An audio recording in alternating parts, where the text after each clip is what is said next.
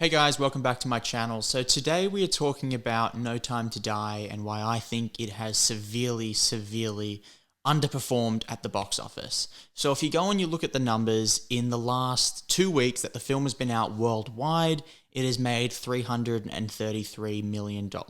While that's still good numbers for 2021 coming out of COVID, I do think that that's a lot less than it should have been making. And also, if you look at the US box office in the opening weekend, this weekend it has made 56 million. So their projected number from the studio was anywhere between 60 and 70 million. So 56 million still falls short of that, and that was an under projection. So I think this is done quite poorly when you look at how other films have done. So you look at Venom, which had a lot less sort of buzz going into the film coming out than James Bond and No Time to Die, yet in 3 weeks it's made $800 million worldwide, while No Time to Die has made $333 million. So the marketing team has a lot to answer for, because if you go back to 2020, when the film was meant to come out in February, we had the song drop, we had so much buzz around it. Billie Eilish was talked about winning an Oscar for that song. They had a lot of buzz, and then COVID came in and killed it. And while that's still a valid excuse, they can't really use it because it's happened to other films as well, yet they've been able to regather and come out of COVID in a better position than James Bond has. And so if you look at Venom or you look at Dune, they had buzz in 2020, COVID came, killed it all, so then they sort of didn't put out much marketing. And then coming out of COVID, when they could smell maybe cinemas opening up soon, they put that effort back into marketing and they ramped up until now we're at a point where they both have just a ridiculous amount of buzz this year going into their films. So I think what happened with No Time to Die was they had that buzz in 2020, and then COVID happened, shut it down. And this year, coming out of COVID, the marketing department was like, we'll just pick up where we left off. It's James Bond, people want to see it, we've already kind of done that gravel work, let's just pick up where we left off and everything will be fine and peachy keen, in which it wasn't.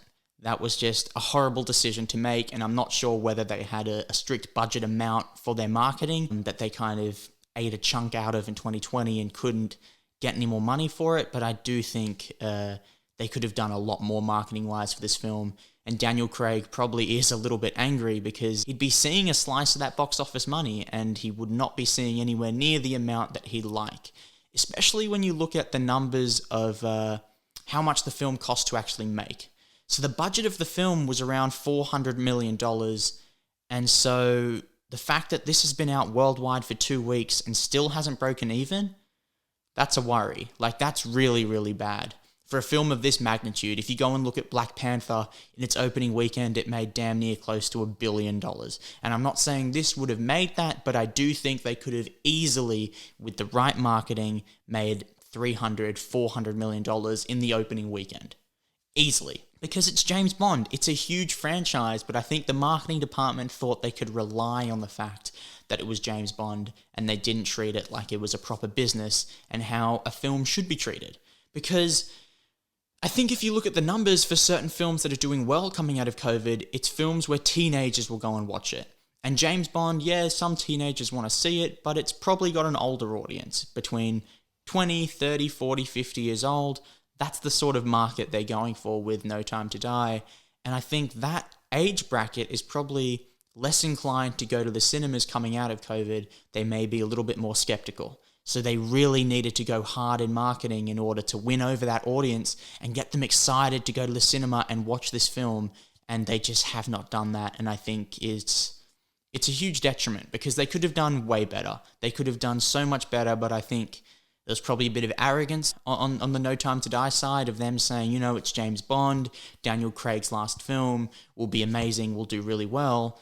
And now look at the numbers. Opening weekend in US, 2 weeks out worldwide, and still yet to break even. So also, if you look at the trend of how 2021's worked with opening weekends, the opening weekend is always severely higher than the second weekend. So if they only made 56 million, they need another 90 million to break even the next weekend. And they may get that worldwide, maybe. In the US, they definitely will not. They're probably looking at 30 million in the second weekend, Worldwide, probably another 60 million.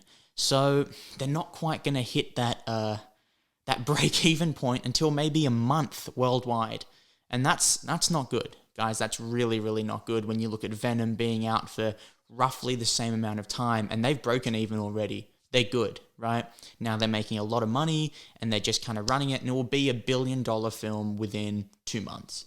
And that's what No Time to Die should have been, and I think they've really let the ball drop on this one. I think the marketing department has a lot to answer for, and they should, because it's not good, guys. It's really not good. So I'm still excited to see the film. It's not out in Australia yet, which is really, really sad. But when it does come out, I will be the first one there watching the film. I'm super excited. It's not the quality of the movie that's let it down. It's just purely the marketing, and it goes to show how important the business and financial aspect of a film is, and you need to market it like it's a business, and you can't rely on the film being good, and you can't only rely on the film having a big name. It still needs the proper marketing and proper advertising that it deserves.